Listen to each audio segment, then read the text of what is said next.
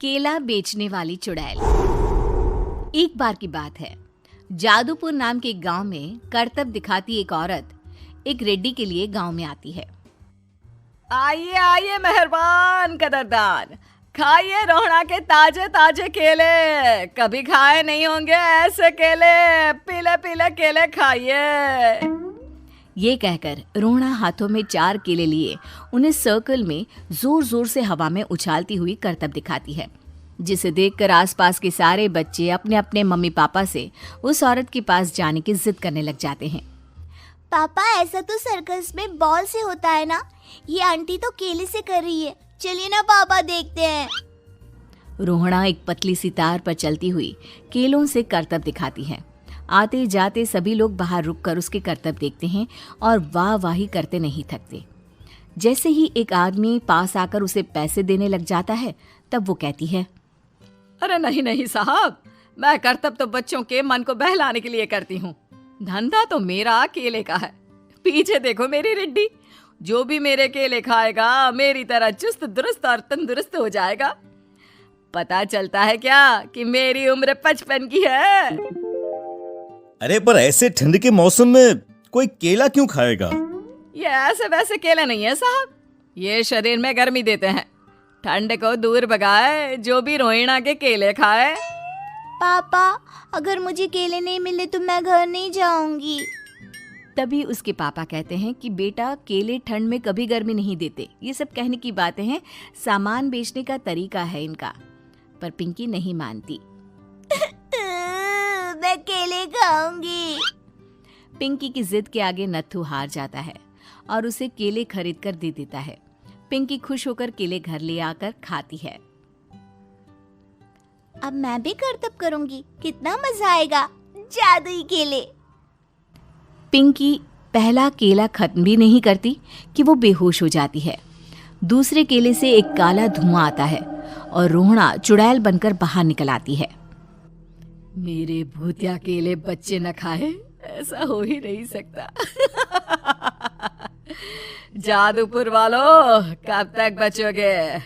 आ गई हूं मैं रोहड़ा, जिसका कोई नहीं कर सकता सामना। रोहड़ा पिंकी को गोद में उठाकर काले धुएं में कहीं गायब हो जाती है। शाम के वक्त नत्थू घर लौटता है और पिंकी को घर में ना पाकर उसकी माँ से कहता है, माँ पिंकी कहाँ है? अरे बेटा, उसे तो तू सुबह करतब दिखाने ले गया था ना, फिर कहाँ वापस आए तुम दोनों? मुझे लगा तू उसे अपने साथ मंडी ले गया होगा। हे भगवान, मेरी बच्ची कहाँ गई? मैं उसे घर ही तो छोड़कर गया था माँ। नत्थू गांव के घर कोने में अपनी बेटी को ढूंढता है, पर उसे वो कहीं नहीं मिलती। परेशान होकर आखिर रो रो कर नत्थू हिम्मत हार कर घर लौट आता है। अगली सुबह रोहड़ा फिर से करतब दिखाने आती है और इस बार पिंकी की तरह रोनी केले खरीद लेता है। 50 रुपए दिए थे पापा ने, सारे पैसों की मैंने केले खरीद लिए हैं। अब मैं भी आंटी की तरह ही करतबबाज बन जाऊंगा। यही सोचते हुए रोनी केले खाता है और पहला अकेला केला आधा खत्म भी नहीं करता कि चुड़ैल उसके सामने आ जाती है। मेरे साथ चलने का समय आ गया है रोनी। ये तो बस शुरुआत है। अब इस गांव के सारे बच्चे धीरे धीरे मेरे कब्जे में होंगे, एक बच्चा भी नहीं बचेगा। ये कहकर रोनी को गोद में लेकर काले धुएं में अदृश्य हो जाती है। इसके बाद हर रोज गांव में से कोई ना कोई बच्चा गायब होता, पर ऐसा क्यों हो रहा है किसी को भी समझ में नहीं आ पा रहा था। रोज की तरह अपनी बेटी पिंकी की तलाश में नत्थू गांव के एक तालाब के पास बैठा रो रहा था। कहाँ गई मेरी पिंकी? शकुंतला के जाने के बाद एक वही तो मेरा सहारा थी। अरे उसकी आत्मा कोस रही होगी मुझे कि मैं अपनी बच्ची को संभाल भी नहीं पाया। नत्थू ये कहता हुआ रो ही रहा था कि तभी तालाब में से उसे शकुंतला की आवाज सुनाई देती है।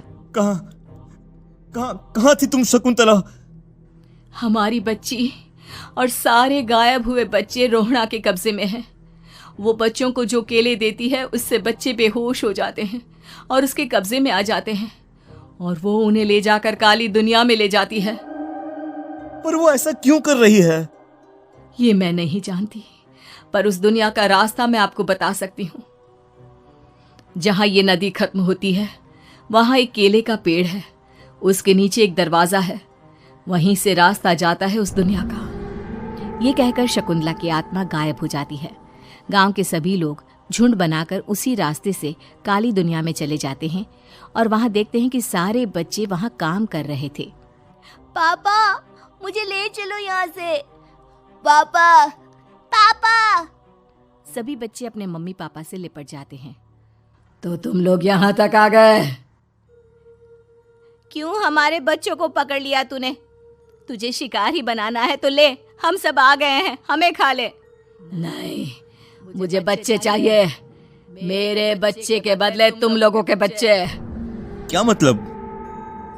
मैं इसी गांव में रहने वाली एक औरत थी। केले की चोरी के इल्जाम में मेरे बेटे को गांव वालों ने इतना मारा कि वो मर गया। उसी दिन मैंने ठान लिया कि गांव वालों का भी वही हाल करूंगी। कुछ दिन बाद बेटे के चले जाने के दुख में मैं भी मर गई और मेरी भटकती आत्मा एक चुड़ैल बन गई। और फिर मैंने बदला लिया तुम सबके बच्चे छीनकर। बर्दाश्त नहीं कर पाए ना? सोचो मुझ पर क्या बीती होगी।